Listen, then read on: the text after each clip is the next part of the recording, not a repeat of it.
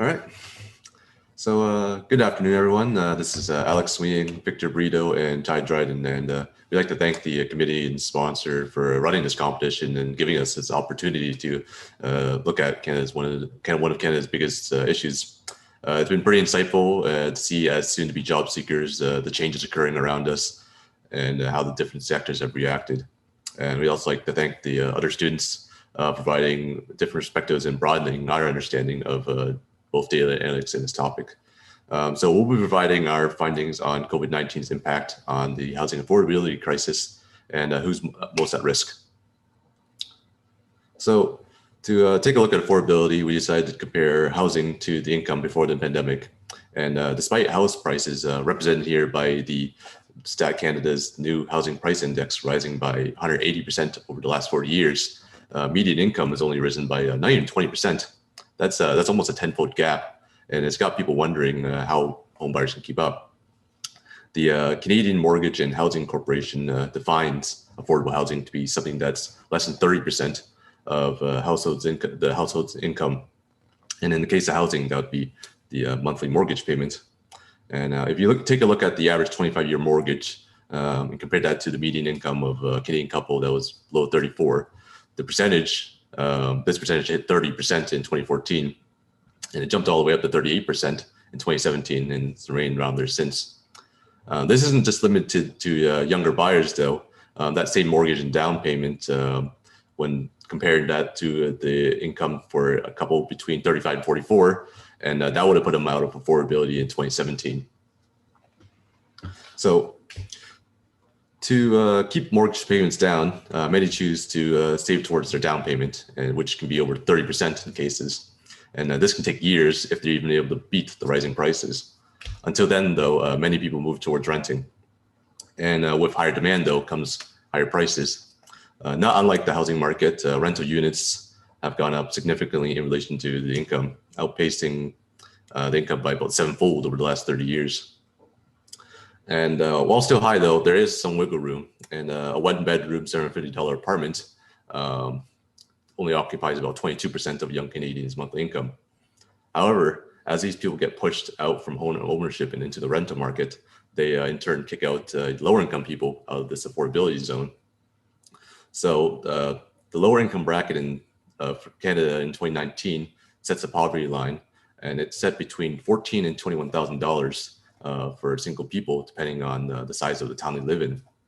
And given that $750 apartment figure earlier, and you're seeing percentages 10 to 30% over the threshold for affordability. That was in 2019. And the pandemic certainly didn't make things easier for these folk. But who exactly are they? Thank you, Alex. And to answer this question, firstly, we analyzed the behavior of the unemployment rate during the pandemic, drilling down to some demographics dimensions. Here we have a breakdown of the unemployment rate by age group, and we can see that the pandemic hit the younger ones harder. The unemployment rate increased from 11 to 20% in the 15 to 24 age group, which is an increase of 83% in 2020. The changes in other age groups are pretty relevant as well, but not as intense as the first one here. When we break down by educational attainment, we can see an impact in all educational levels. However, those with a university degree were significantly less impacted than individuals with lower educational levels. While the unemployment rate increased 62% among professionals with a university degree, the increase was between 72 and 76% in other educational levels. Now, on this third unemployment visualization here, we included not only the two dimensions we analyzed before, but also the gender aspect.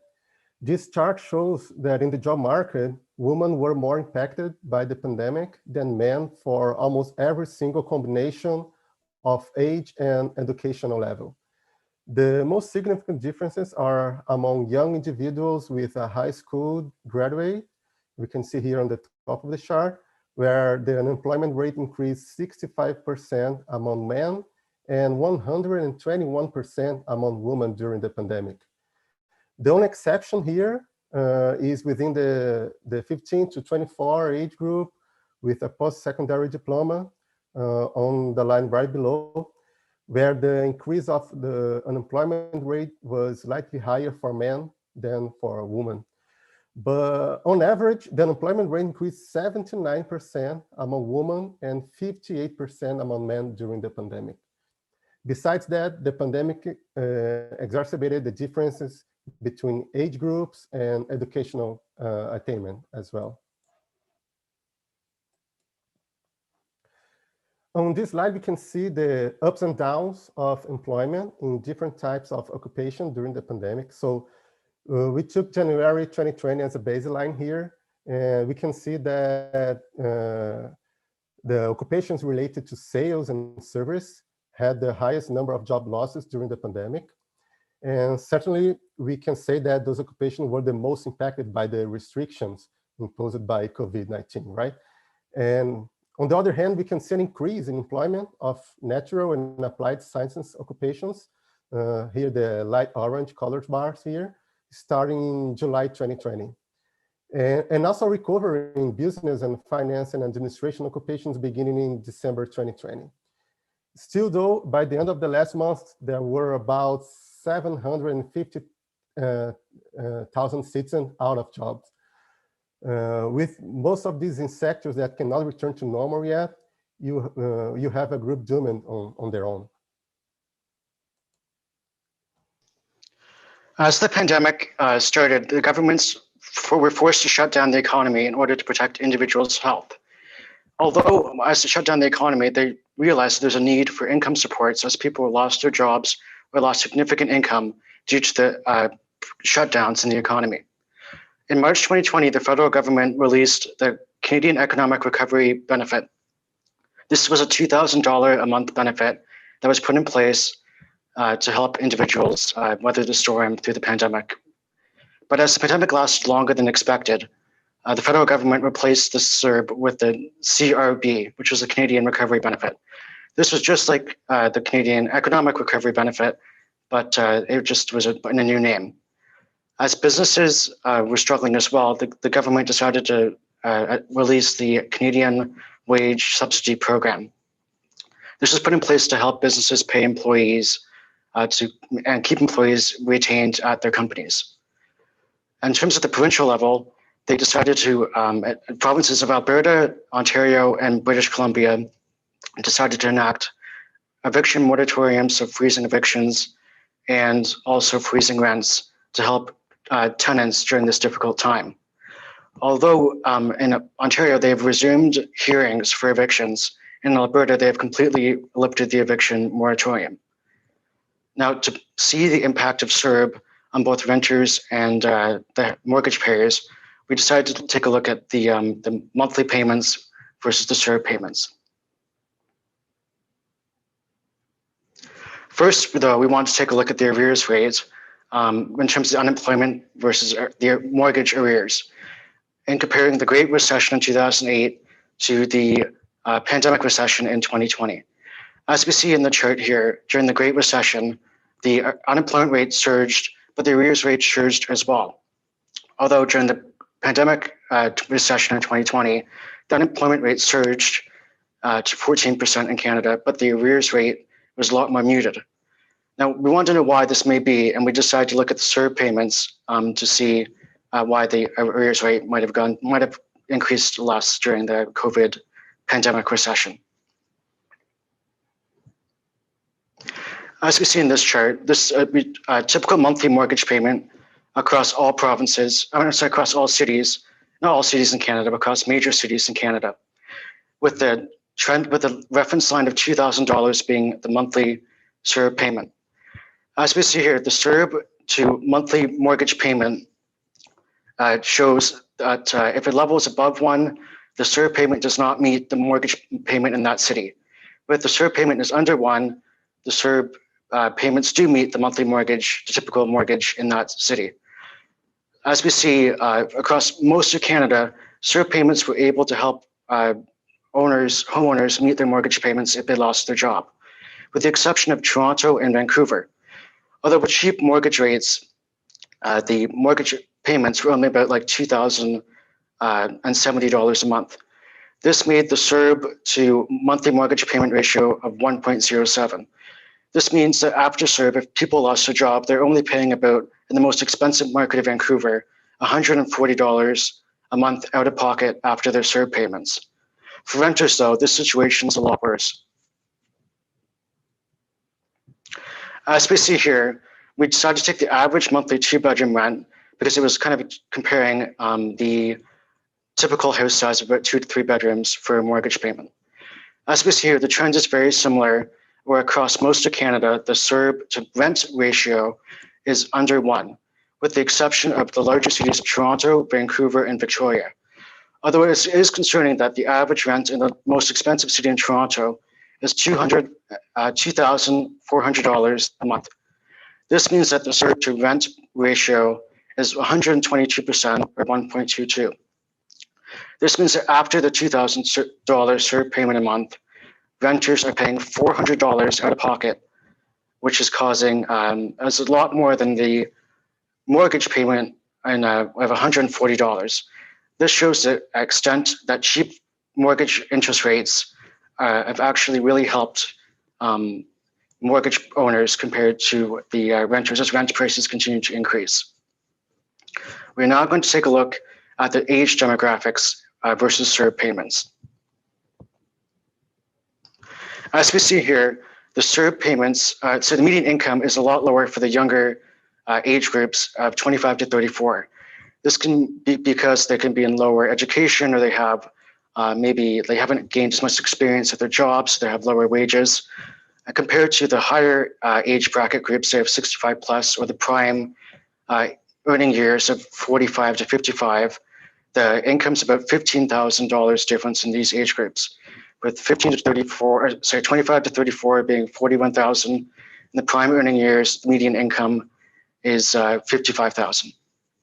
Now, comparing this to the CERB uptake, for the demographics of 15 to 24, about 41% of this age group has taken out CERB payments, CRB payments, or applied for EI at some point during the pandemic, compared to, say, like 6% of seniors, although this is because they could be retired, but it's also for 32% of the people in the prime earning years of 45 to 54. The reasons for the higher uptake in the younger generations, they could be in industries that have been more impacted by government shutdowns, such as services, or they haven't been experienced in like the business field as well. This is especially concerning as with the median income of 41,000, say that they only saved about 10% of their average annual income. That means their savings is only $4,100.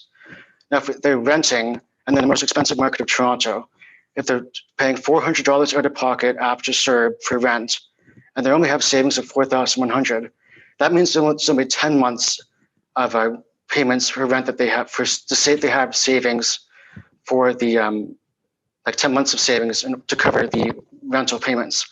This is concerning if they've not been able to get another job, as the pandemic has already been over a year. Now I'll pass it off to Alex for some conclusion.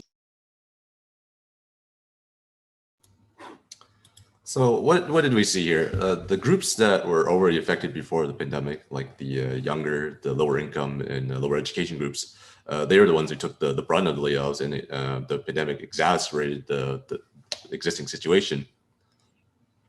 There was no real changes that we saw to the ordering of which group was affected more economically. It just kind of multiplied it. And the result was that 40% of the population before 34 applied for some sort of government assistance to serve in EI. With many sectors now adapted to the new social environments with contactless pickups, remote working, and digital work and other changes, that means that these laid off workers may not even be able to return to their position. With CRB currently slated to end in September this year, this may leave many people stranded and moving leftwards to in the side of the housing continuum. Now, many provinces are not well equipped to handle this, and with this exception of Saskatchewan, vacancies are a lot lower than those on the market. And that's not even considering the amount of units that cannot be occupied due to maintenance. As Canada begins to recover and most of its workforce returns, the federal and provincial governments should be able to focus their efforts towards these more vulnerable groups. And despite the nation's GDP shrinking by $60 billion last year, the federal government put in $80 billion in aid. And that's not even considering the CRB yet and efforts done on the provincial and municipal level. These measures at best, though, it seem like they're just going to put Canada back on track to its previous affordability issues. But the future does have some good news. We believe that a combination of the pandemic lifting, retiring baby boomers, and a prime rate that's set to increase is expected to add a lot of this housing stock back into the market. And as these people downsize and move away from the city, their younger cohorts should be able to move in, and a rippling effect should occur, giving successfully lower income groups the chance to get cheaper homes and rents. But there's still going to be a lot of people that will not be able to recover, and there's going to be a big problem on the social housing. And in the past decade, social housing has suffered a lot of severe cuts, and that's made apparent in the number of new buildings that have been built. While this is a prime time to demonstrate the urgency of severity of the situation, they also have to compete with the expected rise in healthcare costs as the baby boomers retire. So one suggestion we had was to combine these two together because of their similarities. They both require a close proximity to care workers. They will be low income, and it's a large population that can be housed together in high density units. That concludes our presentation, and we thank you again for this opportunity.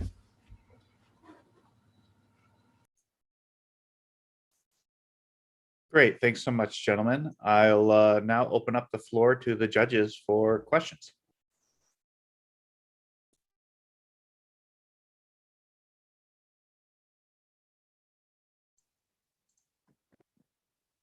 Thank you for the presentation. That was great. Can we go back? I think you had a chart with the age and the number of applicants for CERB. Yes, this one. I'm actually just curious because this is a topic that everybody talks about. I'm curious, out of the 15 to 24 age group, how many are actually paying rent or they have a mortgage? And the reason behind it is like I'm really curious, the people that are between 15 and 20, are they actually have any household debts like that? I don't know if you guys were able to find that information or not. And that changed the index of how you can compare your data. Definitely, yeah, that was something I noticed, especially if you take a look at the median income, it's a lot lower because of this combination of people that are still in school. And unfortunately, because they didn't split it up, we didn't see too much in the differences between people on either side of the 20s. Okay. Yeah, that's why just when I was presenting it, I tried to focus on the 25 to 34 age group, because like you're right, like there's people that are technically, they could be in high school still, or they're working like a part-time job, 20 hours a week, saving up for post-secondary school. And if they lost their job, they could have collected CERB because they met the requirements of being over 15 and earning more than $5,000 in 2019. So that's why I tried to kind of like not focus too much on the 15 to 24 age group and focus more on the 25 to 34 and comparing to the prime earning years of 45 to 54. I hope that answers your question. Thanks. Yeah. Just a follow-up quick question. We saw that some other people were actually in different presentation. They were saying the 65 and plus, or 55 to 65 are another vulnerable group. Did you guys see that in your analysis as well? Were you able to see any signs that these people are actually being impacted as a result, and the rents and CERB and EI? We definitely saw that it was a U-shaped or an M-shape towards the lower end, or lower and older population. But one thing we wanted to look at that we didn't see much data for was exactly how much these people were able to save. There was a study or survey, sorry, where it showed I think 50% or 40% of Canadians were living paycheck to paycheck. So it's hard to say exactly which of these people, or it can be spread amongst all the different age groups. I was going to add into the household savings rate has gone up a lot, as like people can't really spend their money, and the government put in 80 billion in transfers via CERB. I think that unfortunately we weren't able to see the savings rate by age group, but I know the savings rate in the Q4 of 2019 was 2%, and then Q4 of 2020 it's at 12.7%. So Canadians have really been able to save a lot of money. It just unfortunately we weren't able to see any data based on age breakdown.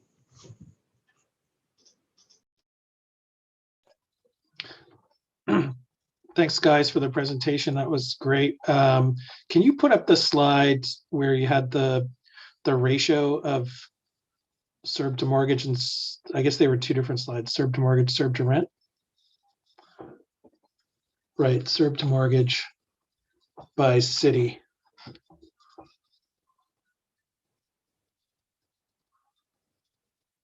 So, what do you make of those two slides, and does it have any, what kind of bearing does it have on the recommendations you have? So I guess for these slides, we were just trying to see like if CERB was able to cover their like typical monthly mortgage payment or typical rent payment. We were just kind of trying to use this basically just to see like if like people had to go into like, I mean, obviously housing is not the only thing people spend their money on. And obviously CERB wasn't just created to help people pay their mortgages and stuff like that. But we just thought like to see, maybe it would have been helpful to like see what the typical other expenses people have in each city. And then we could have added those two together and say like if they're unemployed, like how many long the savings could have lasted, and like how much debt they might have potentially had to incur, and how that could have impacted after the pandemic ended in terms of like it, but unfortunately we didn't have time to do that analysis. Sure. And is another, sorry. Yeah, go ahead. Sorry. And just adding here, another aspect is one of our recommendations. It's about focus the support benefits in some groups and even some locations. So when the expenditures of benefits going up, maybe the government in the near future to help the population needs to focus the benefits for those who needs the most, and maybe the geographic location can be a dimension to consider. Yeah, I'm also kind of curious what you think about this kind of analysis through the lens of multiple income earners in the household. Because you've kind of, in sort of putting this ratio forward, you're saying like, okay, well, a single individual could get $2,000 a month, and a mortgage payment is, whatever it is in each of those cities. How does your interpretation of it change when you sort of look at it through the prism of multiple income earners in a household? Well, it would definitely CERB would definitely, if it was like $4,000 a month, say if there's like two people that both lost their job and we're both collecting CERB, it would go to like $4,000 a month for those demographic groups. So that would definitely be very helpful. Like, I guess I can see your point, especially too with say it's like 2 bedrooms. Like it could be more like probably have to do some analytics on that, but it could maybe be more likely that there's like a family in the 2-bedroom house and maybe they both lost their job. So the CERB is 4,000. So that definitely could have been a lot more helpful if there was 2 individuals in the household. I guess just to make it, I guess for the comparison's sake, it was just 1 individual for like a single individual household, but that definitely would have helped. Also comparing like a dual income earning, both earning CERB, because like it would have definitely like everything would have been below 1 by that for sure. Yeah, no. And I just, it's not to say there's anything wrong with what you did. I'm just asking you to extrapolate from it. No, for sure. It would be interesting to add the dimension here of the type of family, of course. But unfortunately, we couldn't find the needed data sets and the way to make the relationship between the data sets so we can use those dimensions together. We had some challenge with that, but I agree with you. It would be so interesting to see this dimension of the family type here inside this chart as well.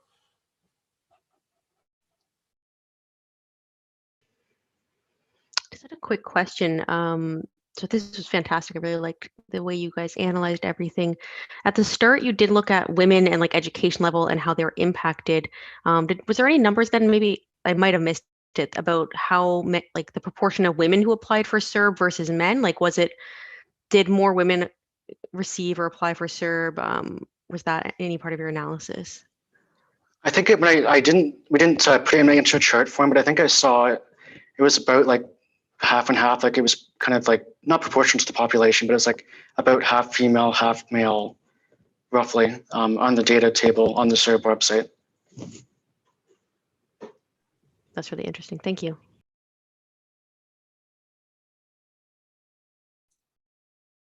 Yeah, one thing that I was thinking about was that, yeah, there's a bigger increase in unemployment for women, and why exactly that was. And I was wondering if there was something to do with other reasons, like, for example, if I imagine there's more single mothers than single dads. So I wonder if that may have an impact on people who weren't able to keep working because they had to take care of like a child or something else.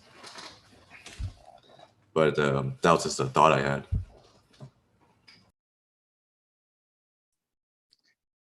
All right. Or even a cultural aspect here, that maybe when a couple have in a situation that, well, someone has to stay in the home with the kids, carrying them because the schools are closed, and like in a cultural thing here, maybe the most of family choice choose to the female to stay at home with the kids.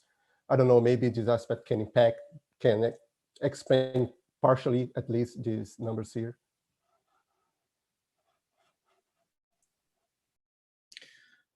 Good. We have 2 minutes remaining on the time. If there's any last questions that anybody wants to answer, otherwise we can wrap it up. All right, I think we are good then.